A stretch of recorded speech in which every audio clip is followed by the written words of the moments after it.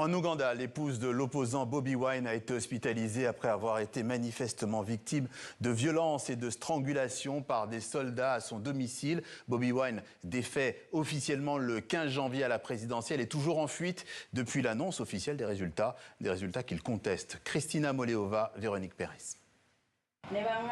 Une nuit de terreur et d'intimidation. Voici comment Barbara Itungo Kyagulanyi, la femme de Bobi Wine, décrit l'agression qu'elle a subie dans la nuit de vendredi à samedi. Devant plusieurs journalistes sur son lit d'hôpital, elle affirme que des centaines de soldats ont fait irruption à son domicile.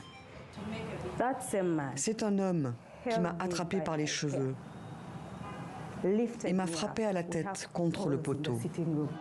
D'après elle, cette agression visait en premier lieu son mari, principal opposant à Yoweri Museveni, qui dirige le pays depuis près de 40 ans. Bobi Wine est en fuite depuis une tentative d'arrestation par les autorités la semaine dernière.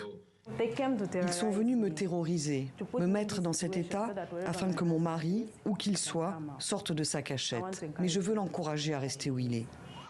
Depuis l'annonce de la victoire de Yoweri Museveni à l'élection présidentielle la semaine dernière, Muhoozi Kainerugaba, son fils et chef de l'armée ougandaise, a multiplié les menaces contre Bobi Wine sur les réseaux sociaux, allant même jusqu'à prier pour sa mort. Mais d'autres opposants qu'il qualifie de terroristes dans ses publications sont également ciblés. Selon l'ONG Amnesty International, la répression dans le pays atteint de nouveaux sommets. Les tweets du général Muhoozi constituent un aveu d'exécution extrajudiciaire.